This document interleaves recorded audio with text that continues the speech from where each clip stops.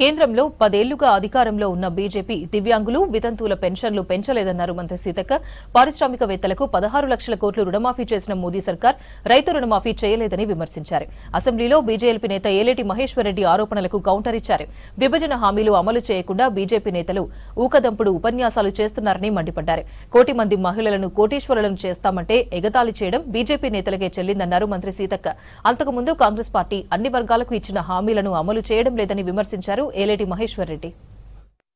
ఇచ్చిన హామీలకు వరుసగా మూడోసారి కూడా నిధులు కేటాయించకపోవడం కాంగ్రెస్ మార్క్ సంకల్పమా అని అడుగుతా ఉన్నాం అధ్యక్ష. కాంగ్రెస్ అభయహస్తం 6 గ్యారంటీల కార్డులోని పథకాలు నిధులు కేటాయింపులు లేవు అధ్యక్ష.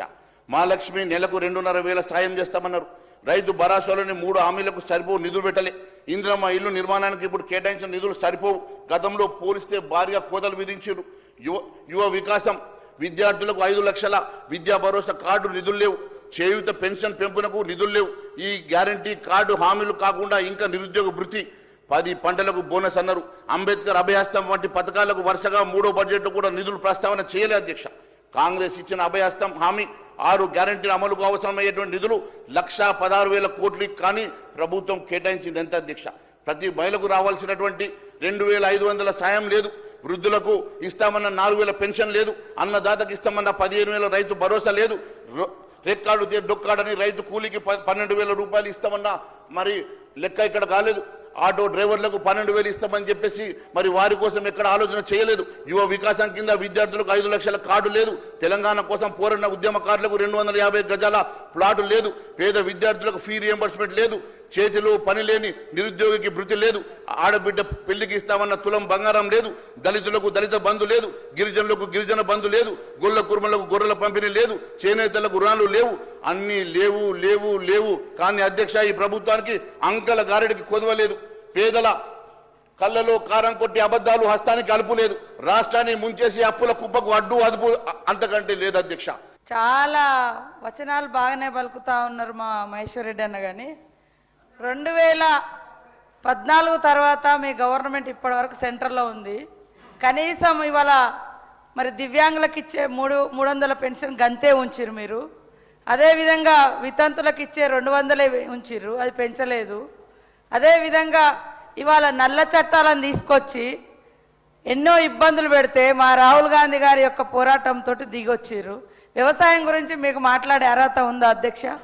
కనీసం మినిమం సపోర్ట్ ప్రైస్ కూడా మీరు ఇవ్వడం లేదు. ఇవాళ రైతులకు మేమేదో అన్యాయం చేసామంటున్నారు.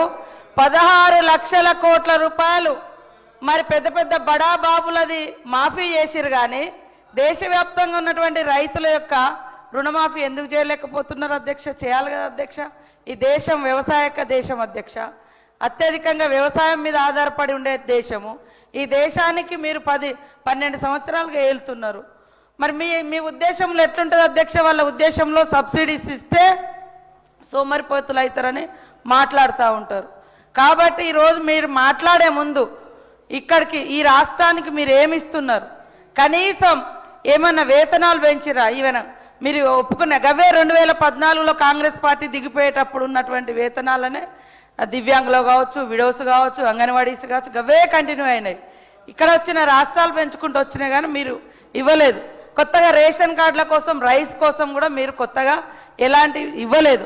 కాకపోతే మా బొమ్మలు పెట్టాలని మాత్రం అంటూ ఉంటారు. ఇంకొకటి అధ్యక్ష, మాట్లాడితే మరి వడ్డీ లేని రుణాలు ఇవ్వట్లేదు అంటారు. చర్చకు మేము సిద్ధంగా ఉన్నాం.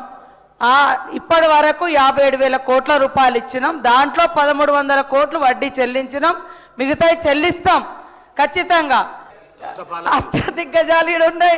అష్టదిగ్గజాలను ఆడ గెలిపించారు. 8 మందిని ఇక్కడ, 8 మందిని అక్కడ గెలిపించారు. మీరు తీసుకురండి. ఇన్కమ్ అంతా మా దగ్గర నుంచి మాత్రం ఫుల్గా ఫండ్స్ మరి పన్నులు తీసుకుంటా ఉంటారు. కేటాయింపుల కాడికి వచ్చే మా మీదనే రాళ్ళేస్తూ ఉంటారు. మీకు బాధ్యత లేదా? మీరు తీసుకురావద్దా? మేము 6 గ్యారంటీలు అమలు చేయట్లేదు. 6 గ్యారంటీలు ఇవ్వందే 0 బిల్లు కరెంటు బిల్లు ఇస్తున్నాం. అదేవిధంగా మరి ఇవాళ 4.5 లక్షల ఇల్లు ఇందిరమ్మ ఇల్లులు ఇచ్చినాం.